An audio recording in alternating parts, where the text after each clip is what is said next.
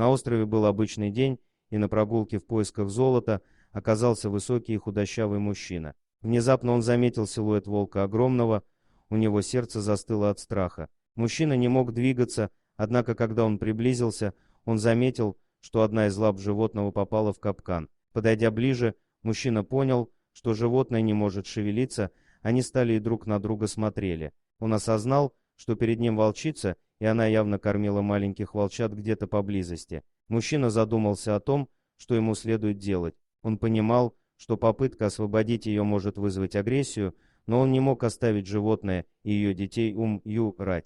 Он решил отправиться на поиски волчат. Рядом с волком он обнаружил следы и решил следовать по ним, надеясь найти детенышей. Через некоторое время он обнаружил волчью нору в кустах. Он услышал там тихий плач, который заставил его сердце сжаться от сострадания. Оказалось, что в норе находились 4 голодных маленьких волчонка. Они напуганы были и искали свою маму. Мужчина, не задумываясь, поскладывал их в свою сумку. Вернувшись к волчице, та сразу услышала запах детей своих и завыла от радости. Мужчина выпустил волчат из сумки, и они сразу к матери побежали и первым делом стали пить ее молоко. Волчица все еще была поймана в капкане и испытывала мучительные страдания. Однако каждый раз, когда мужчина пытался освободить ее, она рычала, не доверяя ему. Волчица была слаба и голодна, помимо раны. Мужчина вынул запасы еды из рюкзака и дал ей банку тушенки, которую она съела с большим аппетитом. Он решил, что не сдаваться и продолжать пытаться завоевать ее доверие.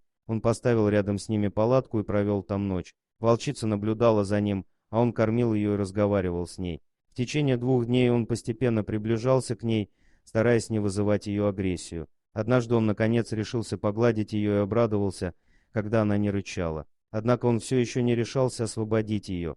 Утром он покормил и волчицу, и волчат, а затем, наконец, решился положить ей на лапу руку, которая была поймана в капкане. Волчица приняла его прикосновение без агрессии, и мужчина освободил ее. Животное вскочило быстро на лапы, но вместо того, чтобы убежать, она подошла к нему и начала вылизывать его руку. Он понял, что она хотела выразить свою благодарность. Мужчина решил идти дальше со своими новыми друзьями. Пройдя некоторое расстояние, они увидели волчью стаю, и волчица присоединилась к ней. Мужчина решил оставить их и вернулся обратно. Когда он через 5 лет вновь оказался на острове, он услышал знакомый вой и увидел волчицу, которая к нему подошла, обнюхала и облизала его руку, а затем ушла вместе со своими взрослыми детьми. Каждый раз, когда он слышал вой волков, его сердце наполнялось теплом, и он вспоминал о невероятной истории спасения, которая изменила его жизнь.